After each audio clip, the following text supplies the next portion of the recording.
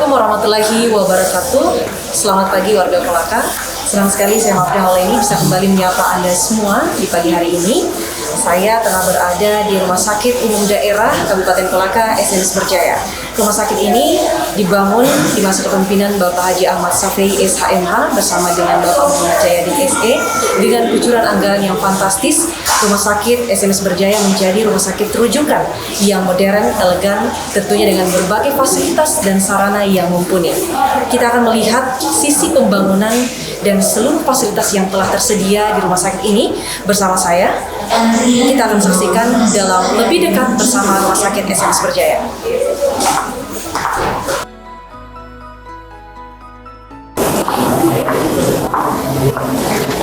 Iya, baik pemirsa, saat ini saya sudah berada di ruang tunggu. Para pasien yang ada di Rumah Sakit SNS Berjaya kali ini tengah menunggu antrian untuk kemudian melakukan proses perawatan dan kontrol kepada dokter yang bersangkutan. Dan saat ini saya akan mengajak Anda untuk berbincang langsung dengan Kepala Dinas Kesehatan Kabupaten Kolaka dan saat ini sudah berada di Rumah Sakit SNS Berjaya. Assalamualaikum Pak. Waalaikumsalam. Iya, bagaimana aktivitas hari ini Bapak datang di Rumah Sakit SNS Berjaya dalam rangka apa nih Pak sebenarnya? Iya, jadi kehadiran kami di sini tentu sebagai bagian dari layanan kesehatan rumah sakit yang di dalamnya ini bagian dari tentu pelayanan kesehatan secara keseluruhan, datang melihat, memantau bagaimana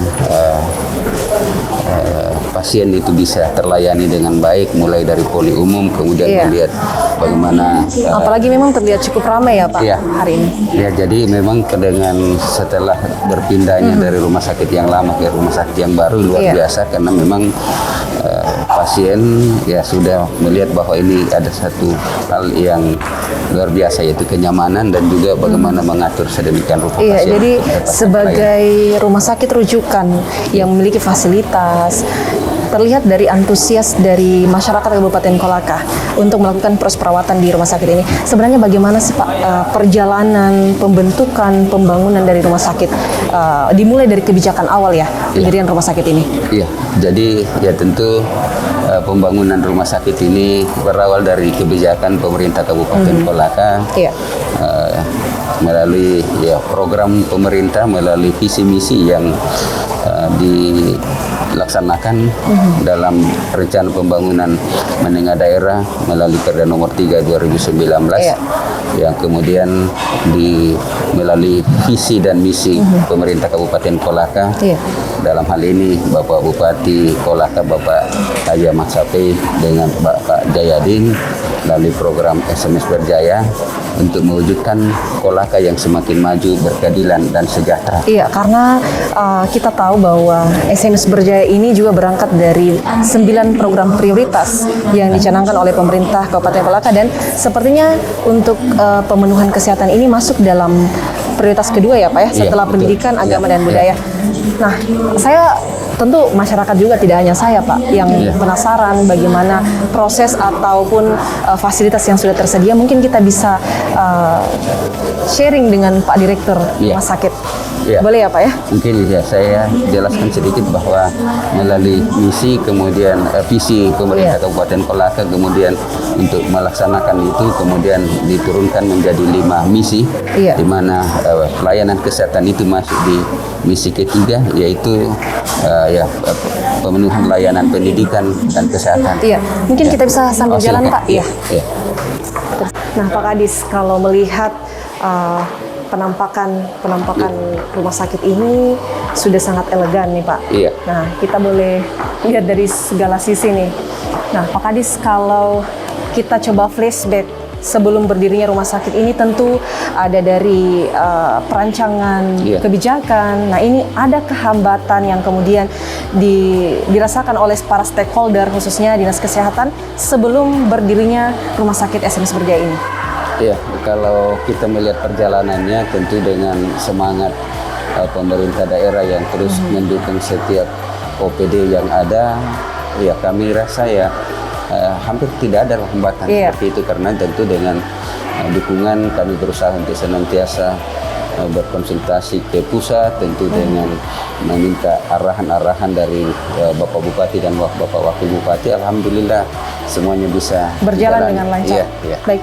Nah, tentu dalam urusan kesehatan pasti ada yang namanya kolaborasi. Iya. Bagaimana kemudian Dinas Kesehatan membangun hubungan kerja nih Pak dengan Direktur Rumah Sakit untuk melakukan urusan-urusan kesehatan yang lebih progres lagi dan lebih kepada pemenuhan kesehatan untuk masyarakat dalam arti luas.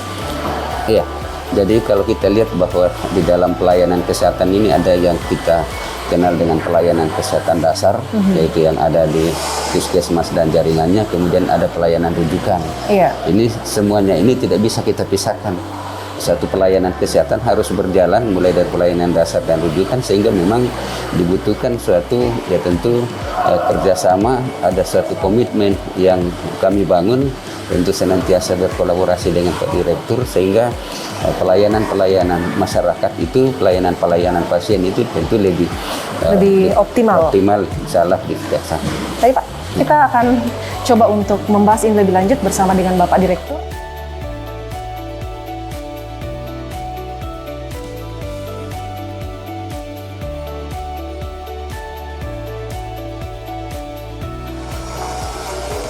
Baik Pak Kadis, ini soal konsultasi yang dibangun oleh Dinas Kesehatan dengan Direktur Rumah Sakit. Iya. Seperti apa sih kolaborasi yang telah dibangun Pak untuk mencanangkan beberapa program ke depan? Ya, yaitu kolaborasi yang kita bangun tentu senantiasa mensinergikan program-program terkait dengan pelayanan kesehatan secara menyeluruh, mulai dari pelayanan dasarnya ke pelayanan rujukan. Iya. Kalau Pak Direktur Rumah Sakit ini fokus ke pelayanan rujukan, tapi tentu harus sinkron, harus terkolaborasi, terkonek dengan pelayanan dasar yang dibangun dari teman-teman petugas kesehatan yang ada di fasilitas pelayanan dasar. Bocoran program nih Pak, ke depannya adakah program-program atau yang sedang dilaksanakan hari ini yang mungkin belum terekspor nih ke publik?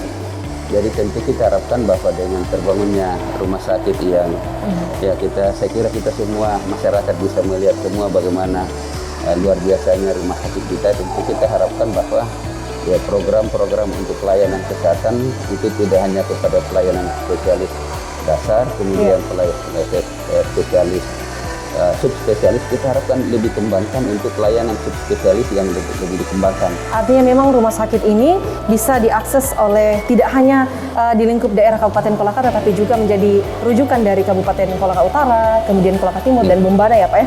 Iya.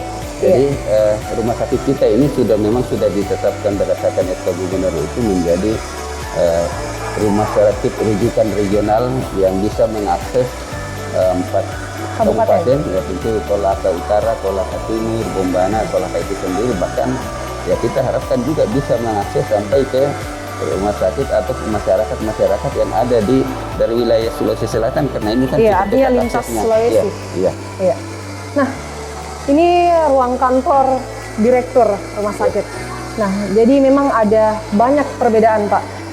Dahulu Rumah Sakit Kabupaten Kolaka dengan Rumah Sakit Benyamin Gulu, kita lihat bagaimana pembangunan dan fasilitasnya. Hari ini kita sudah berdiri di rumah sakit yang super megah nih, dan insya Allah akan menjadi kebanggaan masyarakat Kabupaten Kolaka. Mungkin kita bisa masuk Pak? Ya, silakan.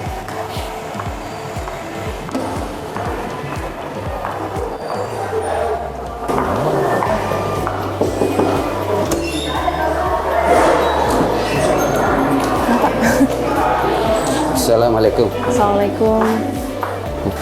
Iya, baik pemirsa, saat ini saya sudah berada di ruang Direktur Rumah Sakit Bapak Muhammad Rafi, dan bersama dengan Bapak Kadis Kesehatan Kabupaten Kolaka kita akan berbincang nih tentang bagaimana sih sebenarnya seorang pemimpin dari Rumah Sakit Kabupaten Kolaka ini bisa kemudian memfasilitasi para tenaga medis dan pemenuhan kesehatan bagi masyarakat Kabupaten Kolaka yang lebih mumpuni lagi.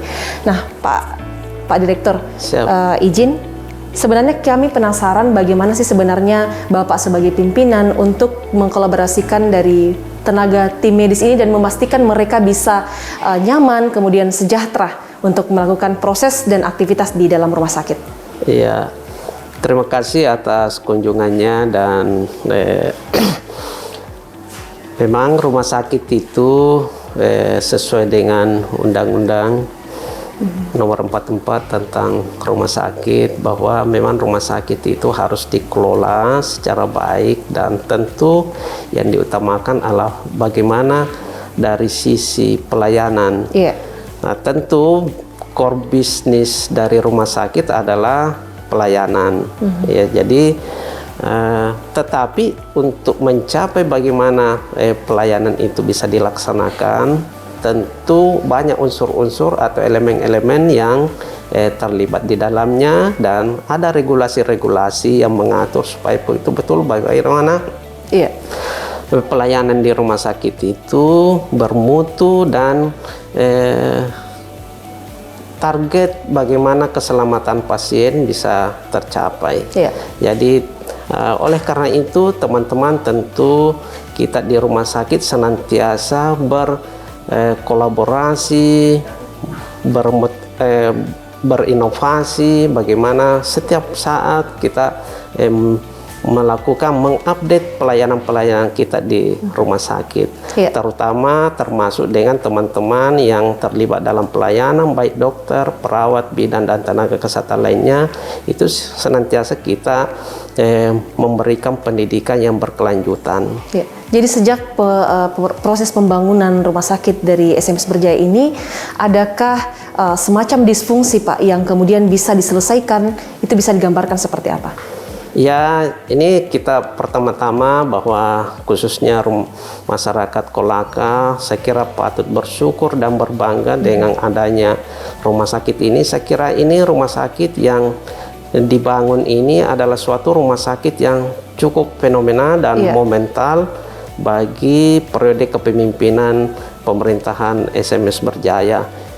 Ini mudah-mudahan, karena ini kalau kita lihat dengan adanya rumah sakit yang megah ini, mudah-mudahan baik masyarakat Kolaka maupun masyarakat yang ada di sekitar Kabupaten Kolaka itu bisa dimanfaatkan secara baik dan maksimal. Dan tentu ini juga menjadi tantangan kita, terutama yang insan-insan yang ada di rumah sakit, bagaimana bisa mengoptimalkan pelayanan sehingga betul-betul kalau orang membutuhkan pelayanan kesehatan, rumah sakit menjadi tujuan utamanya.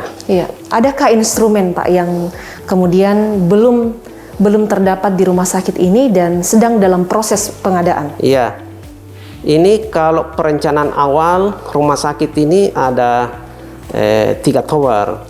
Jadi alhamdulillah yang sudah selesai 100% ini tower 1, tower 2, dan seperti teman-teman lihat bahwa ini kita sudah maksimalkan, fungsikan secara maksimal. Dan sementara pembangunan yang berlanjut ini itu kita dalam tahap penyelesaian tower 3. Tentu juga dari sisi pembangunan fisik, tentu juga menjadi tugas-tugas kita bagaimana mengisi ruangan-ruangan atau alat-alat kesehatan, karena pelayanan kesehatan itu terkait erat dengan teknologi kedokteran, dan itu juga sampai saat ini kita berproses, dan alhamdulillah sebagian besar itu sudah kita ada di rumah sakit kita ini. Jadi ada yang mungkin kalau di masyarakat yang di masyarakat di luar, pelayanan canggih di rumah sakit kita ini sudah alhamdulillah sudah bisa lebih baik. Nah, terakhir nih Pak, sebelum kita mencoba melihat dari sisi fasilitas yang ada di rumah sakit ini, bisa ada gambaran berapa sih sebenarnya daya tampung pasien dari rumah sakit SMS Berjaya ini? Kalau daya tampung pasien, kalau rumah sakit biasanya kita berhitung tempat tidur. Kalau insya Allah rumah sakit selesai ini termasuk tower 3 yang mudah-mudahan tahun depan sudah final 100%, itu bisa sampai 450-an tempat tidur. Luar biasa ya Pak ya. Jadi artinya daya tampungnya yang besar, dan ini menjadi satu instrumen penting bahwa memang pemerintah telah berkolaborasi dengan seluruh elemen dari kesehatan ini untuk pemenuhan kesehatan bagi masyarakat. Nah, mohon izin nih Pak, kita akan mungkin melihat fasilitas apa sih sebenarnya yang menjadi unggulan untuk disampaikan kepada masyarakat halayak luas bahwa inilah rumah sakit SMP Perjaya? Baik, ya nanti kami akan kita melihat sama-sama di beberapa tempat-tempat pelayanan termasuk alat-alat kesehatan yang sudah dimiliki oleh rumah sakit ini. Baik Pak. Baik Pak. Mari. Iya Pak. Ini kita sudah beranjak dari ruang Pak Direktur. Ya. Nah, yang pertama nih Pak, kita akan melihat sisi dari rumah sakit ini di ruangan apa Pak? Kita ini sekarang berada di lantai 4 Iya. rumah sakit dan posisi di tower 2, sementara kita ini menuju ke lantai 4 posisi tower 1 kita bisa melihat ruang perawatan. Iya. Ruang Berarti di lantai 4 ini memang dikhususkan untuk ada ruang perawatan, Iya. ya, tetapi ada kemudian ada juga beberapa pelayanan dan juga di sini di lantai 4 ada perkantoran, administrasi dan perkantoran, kemudian ada alat sterilisasi. Nah, semua bangunan itu ruangan-ruangan sudah konektivitas. Iya, berarti tinggal sisi dari pembangunan Tower 3 ya Pak ya? Iya, Yang insya belum Allah. Iya. belum rampung tapi sudah progresnya sudah berapa persen Pak? Kalau kita lihat ini sudah strukturnya mungkin sudah 70% Pak ya, 70%. Jadi salah mungkin tahun depan itu penyelesaian 30%. Jadi tahun depan perencanaan untuk Tower 3 ini sudah bisa difungsikan juga Pak? Insya Allah, insya Allah. Jadi kita ini berada di ruang perawatan VIP di lantai 4. Jadi ruang VIP untuk saat ini ada 17 ruangan, ada VIP, ada super VIP. Iya. Nah ini ruang Ini khusus apa, Pak? nurse station. Oh, Jadi iya. disinilah para petugas-petugas kami mengkoordinasikan seluruh pelayan-pelayan ada yang kami lakukan khusus di perawatan. Nah, untuk pelayanan dari ruang kamar nih Pak, tersedia dari VVIP, kemudian VIP, dan ada kelas 1. Ada seperti kelas itu, Pak. 1, ini di khusus di lantai 4 ada kelas 1. Nah, untuk per hari ini, apakah memang dari antusias masyarakat untuk melakukan proses pengobatan di rumah sakit ini memang terus meningkat atau seperti apa Pak? Ya, memang selama kita fungsikan rumah sakit ini dibanding dengan rumah sakit yang lama, Iya. itu tren pasien itu memang kita melihat meningkat. Baik itu pasien rawat jalan Iya. maupun pasien rawat inap. Untuk sekedar ilustrasi bahwa pasien rawat jalan itu hampir rata-rata per hari itu sekitar 300-an. 300 orang. 300 orang yang kami layani per hari. Kalau yang rawat inap itu rata-rata keterisian tempat tidur itu sekitar 100 pasien Baik. per hari. Jadi memang ada masyarakat ini memang membangun kepercayaan itu melihat Iya. dari fasilitas dan pelayanan yang ada di rumah sakit. Iya. Nah, kalau boleh nih Pak, kita melihat sisi dari pelayanan dari ruang kamar nih Pak, Oh, iya, atau ruang baik. isolasi seperti itu. Nanti mari kita lihat di ruangan.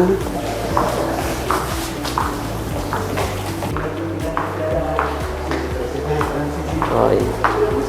Siap. Nanti ada sesi wawancara dengan nakes dengan keluarga pasien Keluarga yang pasien. berkunjung ya. Iya. Assalamualaikum. Assalamualaikum.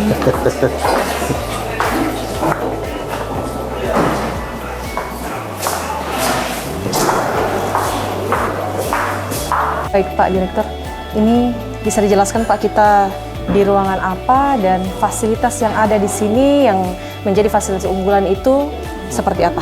Ya. Jadi sekarang kita ini berada di ruang ICU, ICCU. Iya. Di ICU ini ada kapasitas ada 18 tempat tidur dan khusus untuk ICCU-nya kita ada 4 tempat tidur. Fasilitas yang ada di dalam sini khusus fasilitas tentu sesuai standar ICU. Iya.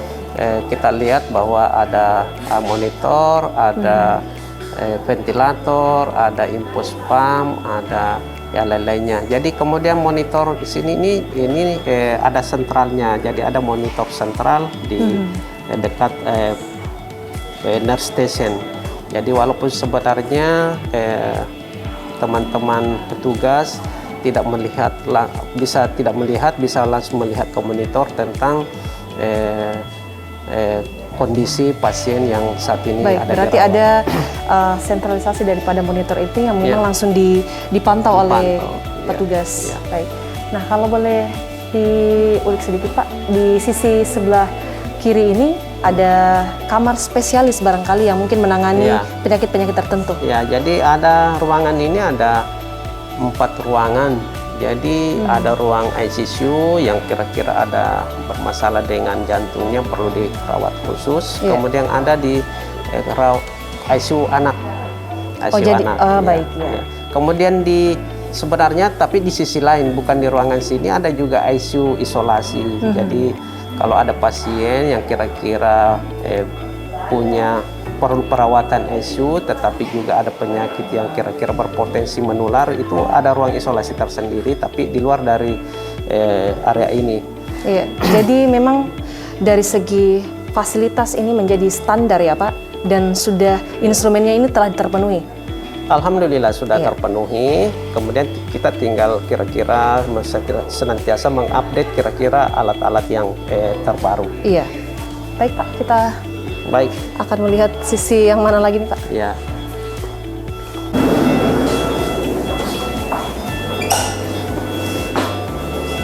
Jadi biasanya memang kita pisahkan ICU anak. Iya, ICU anak dengan orang dewasa karena secara psikologis juga kita jaga berbeda. Kondisi psikologis anak. Jadi kita tempatkan di ruang khusus. Iya. Berarti di sini ruang ICU anak dan ini ada 2. Kalau di sisi lain ini ada untuk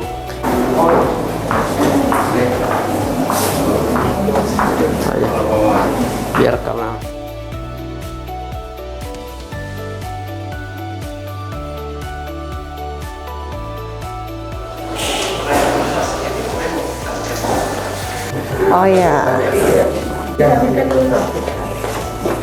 masuk ke ruang operasi. Dan ini ruang operasi yang standar yang ada di rumah sakit SMS. Saya kira kalau untuk standar rumah sakit, saya kira kita luar biasa. Iya. Baik, kita akan lihat langsung Pak. Saat ini saya bersama dengan Bapak Direktur Rumah Sakit SMS Berjaya dan Pak Kadis Kesehatan juga, ditemani dengan Kepala Kamar dan ada dari Dinkes. Kita akan melihat ruang operasi yang sudah menjadi salah satu fasilitas yang disediakan oleh Rumah Sakit SMS Berjaya. Baik Pak. Jadi kita sekarang ini sudah berada di ruang operasi, lingkungan ruang operasi, tetapi kita masih berada di luar area Pak ya? Area, iya.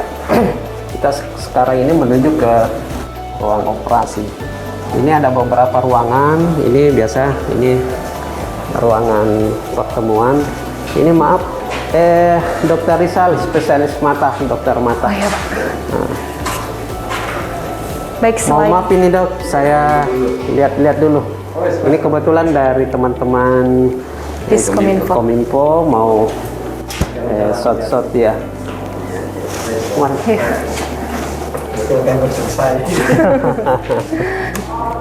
Ya, jadi ruang operasi ini kita ada 5 di sini. Jadi semua ruangannya ini digitalisasi. Jadi hampir tidak ada lagi yang manual, termasuk pintunya pun kita touchscreen. Wow, luar biasa. Ya.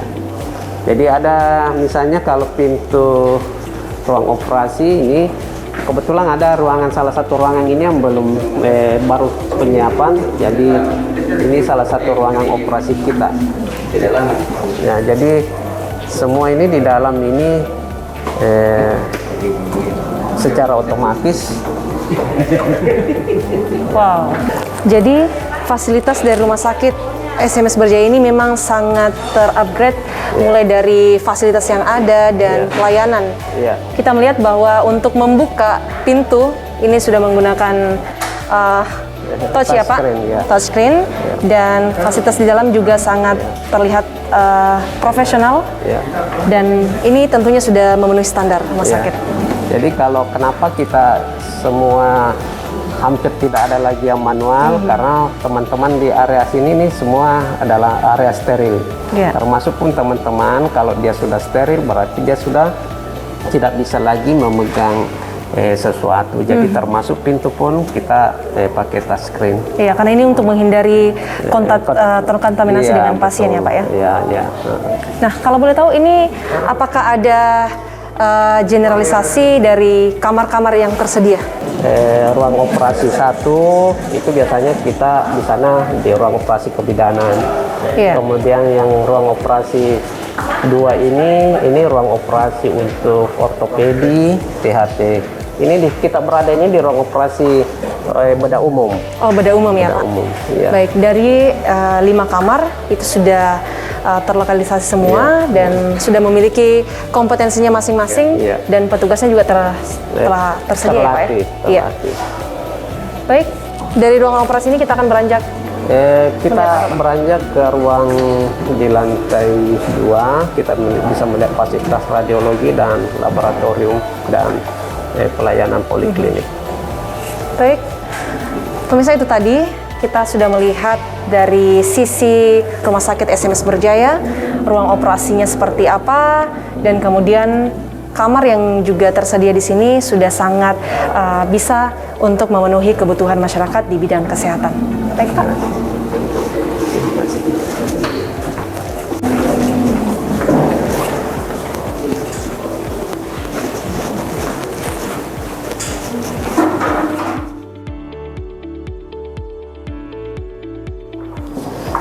Iya, jadi kita sudah memasuki ruang radiologi dan ini menjadi salah satu unggulan juga di Rumah Sakit SMS Berjaya. Nah, ini seperti apa Pak? Bisa dijelaskan? Jadi ruangan radiologi ini ada yang untuk khusus yang yang ada radiasinya, ada 4 ruangan kita persiapkan di luar dari USG. Sekarang alat kita ini ada di sini ya, di samping fototoraks yang biasa, kemudian ada CT scan, CT scan. Dan semuanya itu sudah benar-benar berfungsi ya Pak? Bisa dioptimalkan? Masih CT scan itu untuk sampai saat ini masih kita berproses perizinannya. Oh iya Pak. Nah, mudah-mudahan dalam waktu dekat ini sudah bisa keluar izinnya, kita bisa operasionalkan. Baik. CT scan. Jadi memang semua telah menggunakan digitalisasi ruang CT scan ini. Jadi seperti ini.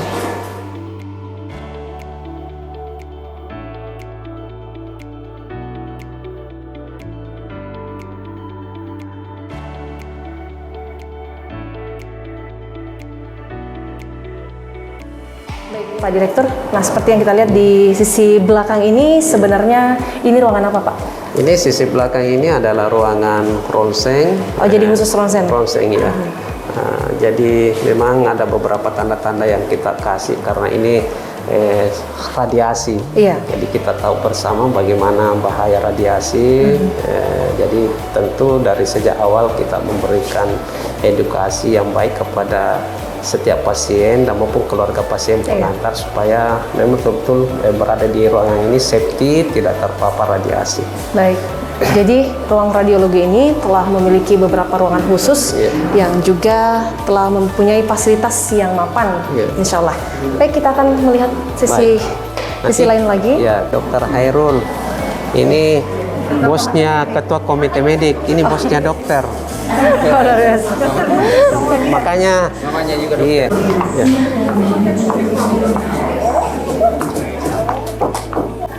Oke, jadi pemirsa, kita berada di ruang laboratorium. Atau ini di koridor yang mengarah ke ruang laboratorium, masih bersama dengan Pak Direktur bersama dengan Kadis Kesehatan. Baik, kita akan melihat sisi lebih jauh dari lab yang ada di rumah sakit. Jadi laboratorium kita ini cukup kompetitif karena ditunjang berbagai macam alat diagnostik. Saya kira semua terupdate. Kemudian di ruangan ini juga di laboratorium kita ada pemasangan PCR. Kemudian ada tes cepat molekuler untuk pasien-pasien yang TB. Jadi kita juga menjadi rujukan untuk pemeriksaan tes cepat molekuler untuk pasien-pasien TBC. Baik, berarti memang fasilitas yang ada di rumah sakit ini memang sudah sangat terbilang lengkap ya Pak ya? Ya, alhamdulillah. Kita juga ya di samping memang lengkap, kita juga berusaha untuk memenuhi standar-standar keamanan. Iya. Baik Pak, kita... Ya. Ini ruangan PCR. Cuma karena sementara running, ada pemeriksaan spesimen, jadi mungkin kita hanya bisa lihat dari luar. Ya, untuk informasi pemirsa, ini ruang PCR dan ini menjadi salah satu fasilitas yang ada di Rumah Sakit SMS Berjaya untuk seluruh masyarakat. Kita sudah mengetahui bahwa seluruh sisi dari rumah sakit ini benar-benar memiliki fasilitas yang sangat mapan dan siap menjadi rumah sakit rujukan untuk wilayah Sulawesi Tenggara.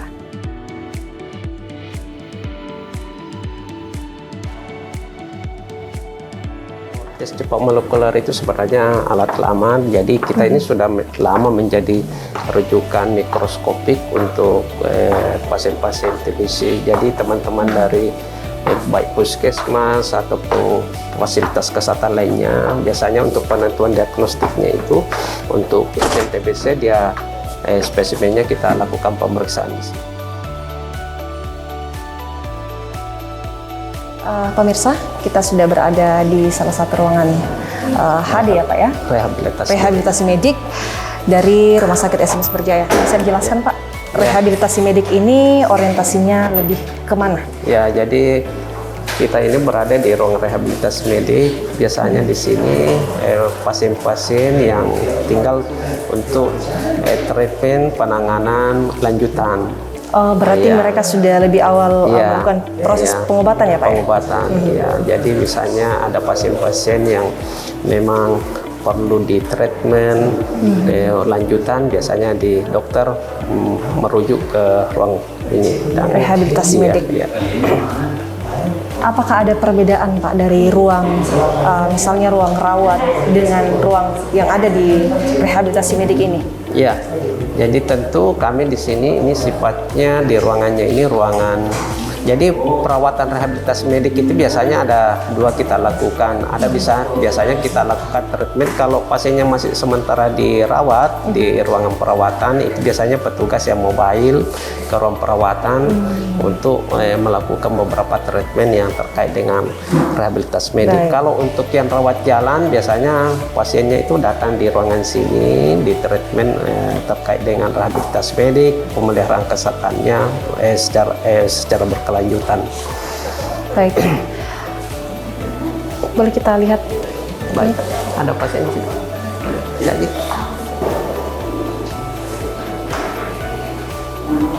Ya.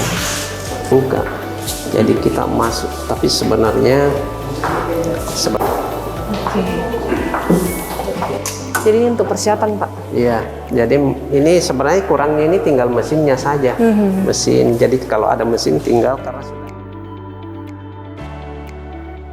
Oke, baik pemirsa, saat ini saya bersama dengan Pak Direktur, Bapak Kadis. Kita berada di ruangan yang diinisiasi untuk menjadi ruangan HD ya Pak ya? Iya. Ruangan cuci darah. Ini bisa dijelaskan Pak seperti apa persiapannya? Ya, kalau sebenarnya ruangan cuci darah ini atau hemodialisa ini kita persiapkan ada 20 mesin dan sebenarnya instalasinya sudah terpasang. Saat ini pun kami sementara berproses untuk pendidikan dan pelatihan untuk tenaga-tenaga yang akan disiapkan melayani di sini. Iya. Ini ruangan hemodialisa ini atau cuci darah ini sebenarnya kita ada kerjasama dengan salah satu grup rumah sakit yang ada di Jepang yang namanya Kaikokai Medical Foundation. Jadi dia memberikan advice kepada kita di sini tentang bagaimana operasionalisasi pelayanan hemodialisa. Baik, jadi memang untuk pelayanan cuci darah ke depan ini kerjasama dengan luar negeri ya Pak ya? Iya betul. Luar negeri, otomatis penyediaan fasilitasnya juga standar internasional Insyaallah. dan bisa digunakan oleh pasien yang akan melakukan cuci darah ke depan. Cuci darah ya.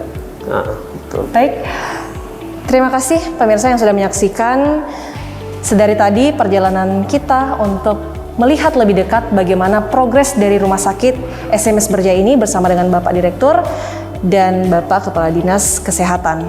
Terima kasih. Saya juga berterima kasih kepada Pak Direktur sudah berkenan, Bapak Kadis, ya, sudah bersedia untuk mengajak kami berkeliling Rumah Sakit SMS Berjaya, melihat sisi dari rumah sakit, fasilitas dan segi pelayanan yang telah ada di rumah sakit ini. Semoga kedepannya bisa membawa penyemangat untuk seluruh masyarakat Kabupaten Kolaka, karena ini akan menjadi unggulan ya Pak ya, menjadi kebanggaan kita, menjadi rumah sakit rujukan yang bertaraf modern, memiliki fasilitas yang mumpuni, insya Allah. Terima kasih Pak. Sama-sama ya. Ya, jadi terima kasih atas kunjungannya di rumah sakit, melihat fasilitas kami di sini. Mudah-mudahan ini menjadikan bahan informasi kepada halayak dan juga barangkali bahwa sebenarnya juga menjadi bahan informasi bahwa rumah sakit kita ini bisa menjadi kebanggaan sebagaimana tadi yang disampaikan. Bukan hanya target kami, bukan hanya masyarakat Kolaka, tetapi mudah-mudahan bisa ini menjadi kebanggaan masyarakat Sulawesi Tenggara. Kalau kita berbicara kesehatan, mudah-mudahan orang tidak berpikir lagi keluar wilayah Sulawesi Tenggara. Iya, karena kita sudah punya, bahkan yang mungkin orang dari Sulawesi Selatan mungkin bisa menjadikan ini sebagai rumah sakit rujukan juga ya Pak ya, ke depan.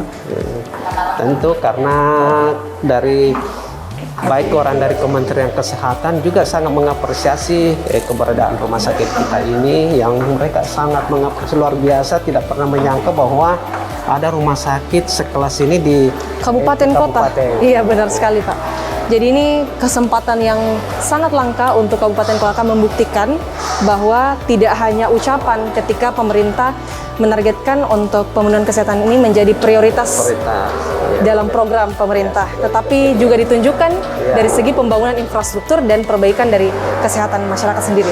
Betul, jadi saya kira ini adalah kerja nyata, jadi sesuainya dengan visi misi dan diwujudkan dalam kerja nyata. Luar biasa. Baik Pak, kami mohon izin. Baik, terima kasih banyak.